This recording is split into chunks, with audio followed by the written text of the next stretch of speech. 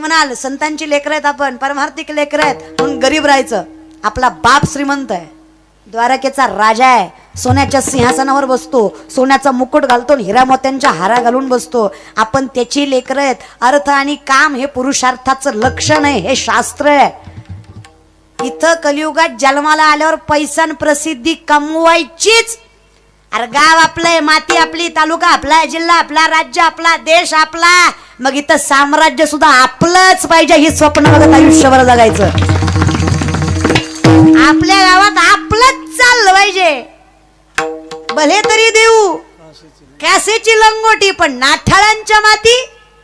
आमच्याशी प्रेमाने वागले ना, अंगचं धोतर सोडून तुमची लाज राखू, पण आमची लाज काढायला लागले ना, झेंडा काढून दांडावर करून धोत्राची ताकद दाखवू.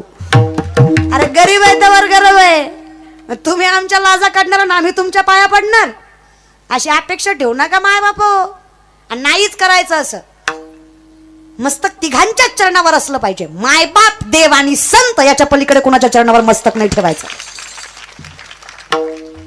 तुम्ही मला वाईट वाटतं रे पोरांनो, कोटरीसाठी आणि कोंबडीसाठी साहेब साहेब साहेब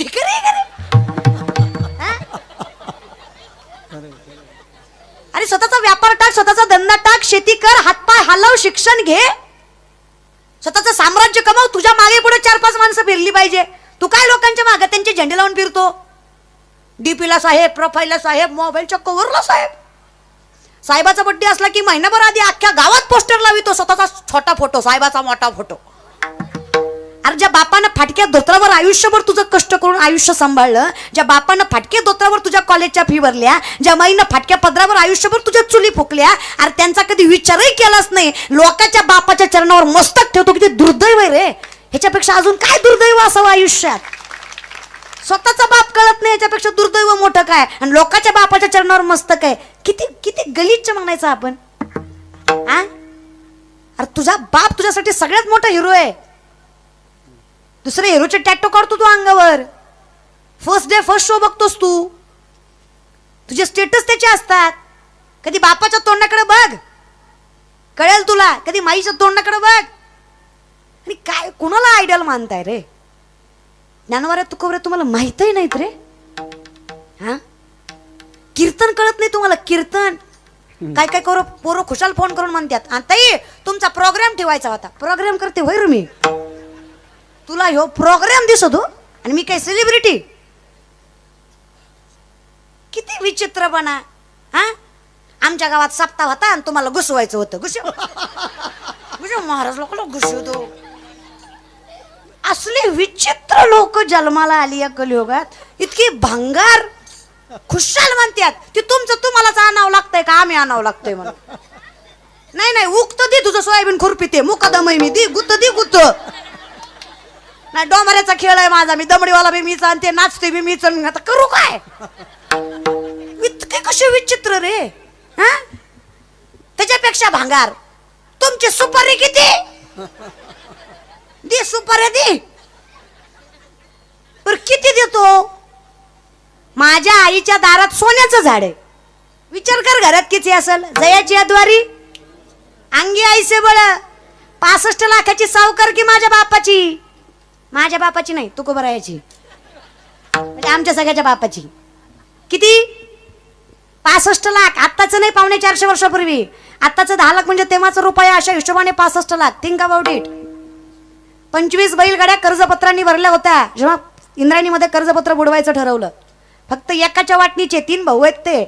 फक्त तुकोबऱ्यांच्या वाटणीचे कर्जपत्र 25 बैलगाड्या भरल्या. एका कागदावर 100 ते 200 एकरी जमिनी, 300 ते 400 थोडं सोनं तुकोबराकडे घाण होतं. अशा कागदांच्या किती बैलगाड्या? 25. या जगातले शेतकऱ्यांचं कर्ज माफ करणारे पहिले महापुरुष जगद्गुरु तुकोबराय हा वारकरी संप्रदाय. या जगात सगळ्यात पहिल्यांदा शेतकऱ्याचा जर कुणी विचार केला असेल तर जगद्गुरु तुकोबरायांनी. दुसरे छत्रपती शिवाजी महाराज. बाकी सगळे भामटे बोलतात रे, करत काहीच नाही. आपल्याला कोणाविषयी काही बोलायचं नाही. फक्त विनंती एवढीच आहे, जरा डोळे उघडा. पाया पडतो तुमच्या. फार झालं आता पोरांनो, फार झालं पोरींनो. जरा साम्राज्य निर्माण करा स्वतःचं. आणि काय करू शकत नाही रे आपण. 2 लाख पायदळ, 1 लाख घोडदळ स्वराज्याचं. 10 पटीनं जास्त सैन्य शत्रूचं. जर माझ्या राजांनी विचार केला असता माझा बाप गुलामगिरीत आहे, मी स्वराज्य कसं निर्माण करणार आहे, घडलं असतं काय? राजांचा विचार होता मासाहेब जिजाऊंच्या संस्कारावर, राजांचा विश्वास होता त्या आई भवानीवर, मासाहेबांचा विश्वास होता आपल्या लेकरावर, आणि माझ्या राजांचा विश्वास होता या शेतकऱ्याच्या पोरावर. अरे त्यांच्या नाकावर टिचून 260 पेक्षा जास्त किल्ले 40 वर्षाच्या आत हस्तगत केले हा इतिहास नवी स्वराज्याचा. त्याची लेकरं आपण, तेच रक्त आपल्यात. छोट्या छोट्या संकटांना घाबरायचं आणि लोकांसमोर मस्तकं ठेवायची. साम्राज्य निर्माण करा, गरज आहे हा संप्रदाय, फार गरज आहे. हे कलियुग आहे बाबा. इथं कैशात पैसा नावात प्रसिद्धी असेल तर लोक आपली आहेत, नाही तर आपली सुद्धा आपली. लक्षात घ्या, कमवा, टाईटच राहायचं रे. हे कलियुग आहे. इथं महाराज फॉर्च्युनर मध्ये आला तर हुशार आहे, चलत आला तर मूर्ख आहे.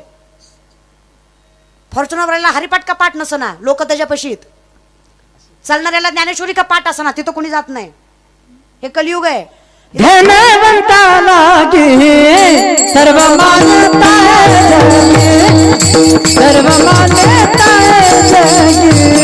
सर्व मानता धनवंताला गे सर्व मानता सर्व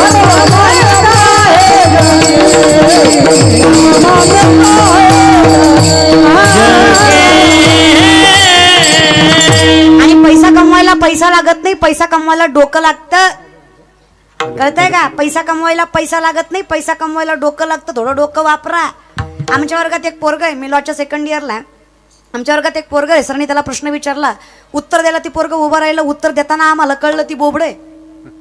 अख्खा वर्ग हसला, सरही हसले. सर म्हणले मूर्खच का, लॉला ऍडमिशन घेतलंय, तू वकिली करणार आहे म्हणे, तुला केस देणार कोण? तर म्हणला ततलं बोलू नका. कुठलं बोलू? थतलं नाही तर कतलं बोलू? बरं तुला केस दिली तरी तू लढणार कशी? तर म्हणला तल कती बी ललल. कती ललल नाही, तू ललल पुलत्याला कलल का? तू लललेली. बरं आयुष्यात दुसरं काहीतरी कर ना. तुझं वक्तृत्व प्रबळ नाही, शब्दांवर तुझी धमक नाही, तुझं स्पष्ट बोलणं नाही, तुझी वाच्यता योग्य नाही, तू कसं काय लोकांना पटवून सांगणार? कारण पटवून सांगणं हा योग्य मेन गुण आहे वकिलीमध्ये. तू कसं काय पटवून सांगणार? तर मला कत बी थांबल. आता कत थांबल? एक काम कर म्हणले, ही 20 रामायणाचे ग्रंथ घे, उद्यापर्यंत त्यातला एक जरी ग्रंथ विकला ना पट्ट्या, मास्तर नोकरी सोडून तुझ्या पाया खालून जाईल. सरांनी अंडरस्टिमेट केलं त्याला. बरं का, आजची पिढी लोक ग्राह्य धरतात आपल्याला. त्यांना वाटतं काय जमणार आहे यांना. एक वाक्य सांगते माय बाप, अख्ख्या जगानं आपली हारायची वाट बघावी आणि मग आपण जिंकावं त्यात जी नशा आहे ना, मग त्यांच्या डोळ्यात जे खुपतं ना, आणि जे आपल्या आई वडिलांच्या डोळ्यातलं समाधान आहे ना, तोच पांडुरंग आहे. फक्त लोकाला वाटाव की ह्याला जमत नाही, मग आपल्याला जमव. कळतंय ना? सर म्हणलं नसतं जमत तुला. दुसऱ्या दिवशीचं लेक्चर भरलं, सरांनी उभा केलं त्याला, विकले करे ग्रंथ, याने खाली मान घातली. सर म्हणले गॅरंटी होती जमणार नाही. पोरगा म्हणला तल थगली इकली. सर म्हणले कसं काय लय थोपाय? म्हणला तल प्रत्येकाच्या दलवाद्यात जायतो, दलवादा वाजवायतो. त्यांनी दलवादा उदरला, त्यांना फक्त म्हणायतो हे बदा हे रामायण, हे बदा हे रामायण. तुम्ही घेता का? मी वाचून दाखवू? लोक म्हणले दिन होय पुढं, तुझ्याकडनं तिथं ऐकण्यापेक्षा घेतलेलं बरं. स्ट्रॅटर्जी रे, गणिमी गावा. दुनिया झुकती आहे, झुकाने वाला चाहिए. म्हणून आपण झुकणाऱ्यातले नाही, झुकवणाऱ्यातले असलो पाहिजे. आणि काय लागते रे, काय 22-23 वर्षाची पोरगी मी, काय एका पायावर उभा राहून तपश्चर्या केली होय वनात जाऊन? नाहीच की रे. लय उपास तपास होय ग माय मावल्या. तब्येतीकडे जाऊ नका माझ्या. खाते मी, लागत नाही माझ्या अंगाला. लय खाते मी, तुमच्या इतकंच खाते, पण लागत नाही. काय करू? तोंडावर बायका मला म्हणतात तुम्ही टीव्हीत लय चांगल्या दिसता म्हणून, समोर लय किरकोळ. अरे ती टीव्ही, ते असत्य आहे, हे सत्य आहे. हा, या विषयाकडे मग काय ग मैत्रिणींनो, काय दारात तुळस आहे, घरात विठ्ठल आहे, मुखात नाम आहे, जगाच्या मालकाला मानण्याचं सामर्थ्य आहे, आयुष्यात थोडीशी नम्रता आहे, आई वडिलांच्या कृपेची जाण आहे, त्यांच्या चरणावर मस्तक आहे. फक्त माझा पांडुरंगाच्या चरणावर मस्तक आहे. आज अख्खं जग माझ्या चरणावर मस्तक ठेवतंय का? तर माझं मस्तक त्या पांडुरंगाच्या चरणावर आहे. त्याला मानण्यामुळे जर एवढं मिळत असेल तर मानायला हरकत काय? जगाचा मालक पहिलं, चालू आणि पुढचं सगळंच जर सुखी करत असेल, अवघाची संसार जाई ना गे माये. मग काय हरकत काय पंढरीची वारी करायला? काय दिलं नाही जगाच्या मालकाने? प्रसिद्धी दिली, संपत्ती दिली, सत्ता दिली, वैभव दिलं, स्थैर्य दिलं, धैर्य दिलं, हे सगळं बघता येईल एवढं समाधान दिलं. तरी आजची पिढी म्हणते देवाचं नाव काय देतं? तुकोबाराय म्हणले गाढवाचे घोडे आम्ही करू दृष्टी पुढे. गाढवाचं घोडं तुमच्या डोळ्या देखत करायची ताकद विठ्ठलाच्या नामात आहे. अजून काय पाहिजे? लगेच सगळं कळत नसतं रे. तुम्ही उद्या ज्ञानेश्वरी हातात गेली, परवा लगेच नाही कळणार आहे. नाही कळली तरी हरकत नाहीये. ज्ञानेश्वरी कळावी एवढी पात्रता नाहीच आहे आपली. तुम्हाला ज्ञानेश्वरी नाही कळली तरी चालेल. ज्ञानेश्वरीला तुम्ही कळलात, तुमच्या जीवनाचं कल्याण आहे. माझ्या ज्ञानोबऱ्यांना तुम्ही कळू द्या. काय ताकद आहे माझ्या ज्ञानेश्वरीमध्ये. ज्ञान होय मुडा अति मूर्खत्या वाचिलो जो कोणी जणी त्या असं लोटांगरी. बरं सायन्स करताना सगळ्यात मोठं विज्ञान ज्ञानेश्वरी आहे. या बल्बचा शोध 100-125 वर्षापूर्वी सायंटिस्टने लावला. मूर्ख आहेत आपण. 750 वर्षापूर्वी माऊली ज्ञानेश्वरीमध्ये सांगतात, उदकाचेनी आवेशे प्रगटले ते झलकलकीत दिसे तर या विजू माझी असे सलील काही. उदक म्हणजे पाणी, आवेश म्हणजे प्रेशर. पाण्याच्या प्रेशरने वीज निर्मिती होते. हे आपल्या ज्ञानोबऱ्यांनी 750 वर्षापूर्वी ज्ञानेश्वरीमध्ये सांगितलेला विज्ञान म्हणायचा, वारकरी संप्रदाय म्हणायचा. चातुचेनी सांडसे खंडीचे पै पाणी राज हंसे तुझं ज्ञान विज्ञान तैसे वाटून देऊ. आम्ही तुम्हाला सांगू खरं काय आणि खोटं काय. इकडे या तर खरं. ठरवली माते ज्ञानेश्वरी, माते ज्ञानेश्वरी अवतरणी वाचे ज्ञानेश्वरी, वाचे ज्ञानेश्वरी अवतरणी माते अवतरणी वाचे ज्ञानेश्वरी, वाचे ज्ञानेश्वरी कृपा करी हरी, कृपा करी हरी हे कृपा करी हरी, कृपा करी हरी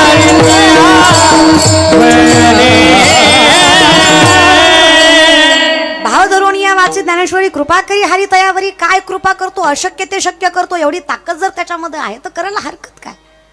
म्हणून माझी विनंती आजच्या पिढीला थोडेसे सावध व्हा. तुकोबाराय म्हणले वयाच्या 22व्या वर्षी मी सावध झालो हरीच्या आलो वयाच्या 22व्या वर्षी. तिथून पुढचा 20 वर्षाचा परमार्थ. भगवंताच्या नामाचं सामर्थ्य बघा.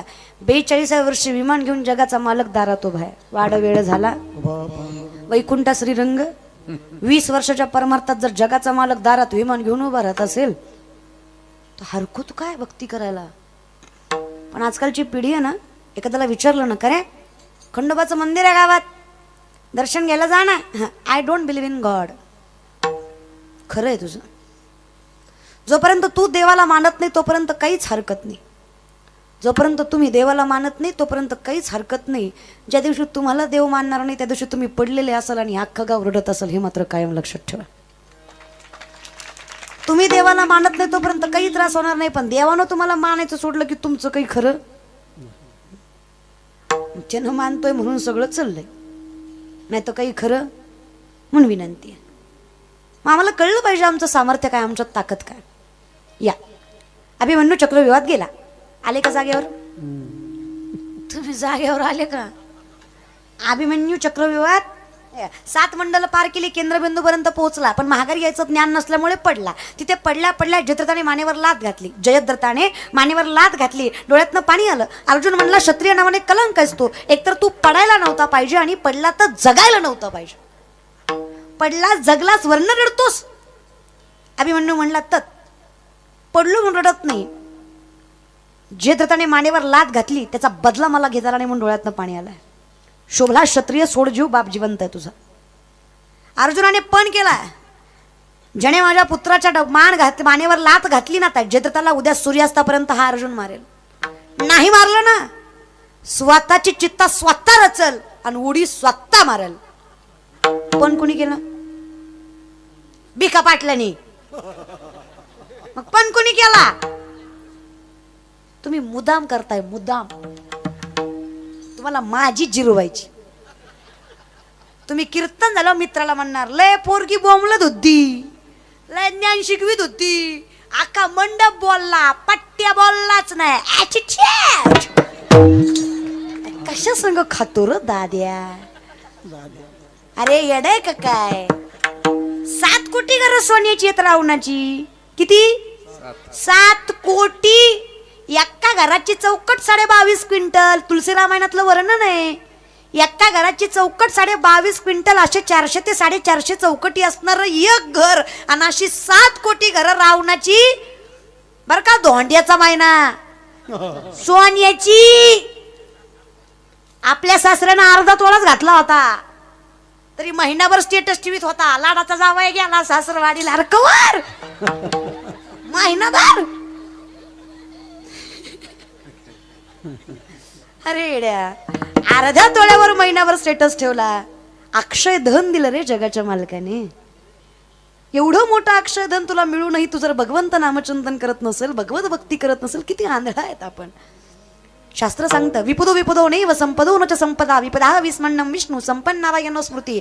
विपत्ती म्हणजे विपत्ती नाही, संपत्ती म्हणजे संपत्ती नाही. भगवंताला विसरणं ही खरी विपत्ती, भगवंताला मनात साठवणं ही खरी संपत्ती. ज्याला जपता आली तो श्रीमंत. परमार्थ हे महाधन जोडी देवाचे हे कळू नये का रे. 80,000 बायका, 1 लाख परत 1.25 लाख नातू, 33 कोटी देव बंदी करण्यात नवग्राच्या पायऱ्या कुबेर राखणीला. गाढव वळी गजानन सटवी करी बाळांतपण ही सत्ता आहे रावणाची. तरी रामाच्या चरणावर मस्तक ठेवल्याशिवाय मोक्ष नाही, हे अटल सत्य वारकरी संप्रदायाचं. तसल्याला मस्तक ठेवावं लागेल. काही खरं नाही आपलं. एकच पर्याय आहे, तरले तरती हा नामधारकाचा. लिहून देतो नामाने तरणार, फक्त नामधारक व्हायला पाहिजे या विषयाकडे. पण कुणी केला? हा बोलले बाय 2 अक्षर तरी, तेवढी लाज राखली माझी महाराज. पण कुणी केला? अर्जुनाने. पूर्ण केला ड्रायव्हरने. धनुर्धर रक्षिले धनुर्धर रक्षिले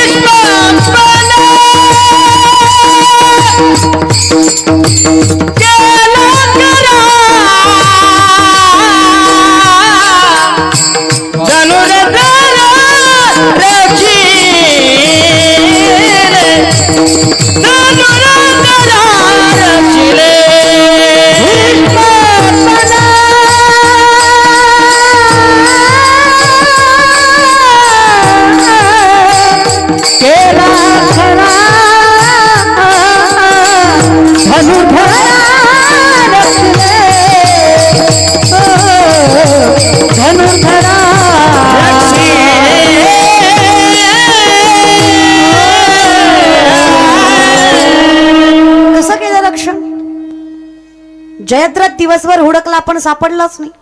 कारण जयद्रथला माहित होतं विश्वातला सगळ्यात मोठा धनुर्धर आहे अर्जुन. चुकून जरी हाती लागलो तर जगणं मुश्किल. लपून बसला, कूटनीती वापरली. मग भगवंताने विचार केला जर सापडला नाही तर अर्जुन पणाला मागे सरकणार. नाही सापडला तरी तो मरणार. म्हणजे पण आहे, धर्म आहे. माणूस वचन पाळतं, हा धर्म आहे आपला. तो वचन पाळणार, चिता रचणार, उडी मारणार. पण उद्या महाभारत ऐकणारी लोक म्हणतील ही उडी मारूस तर उभा राहिलेलं करीत काय होतं. कारण आम्ही काय म्हणतो, मागे पुढे उभा आहे, आली आघात. भगवंताने सुदर्शन चक्र फिरवलं आणि सूर्यास्ताच्या अगोदर सूर्यास्त केलं. अर्जुनाला वाटलं मी हारलो, चिता रचली, उडी मारणार. देव म्हणले अर्जुना आम्ही जातो आमच्या, त्याच्या अगोदर आमचा राम राम तर कर सगळ्यांना, टाटा तर कर, बाय बाय तर कर. आता टाटा बाय बाय करायचं म्हटल्यावर एकाच ठिकाणी बघून चालणार आहे का?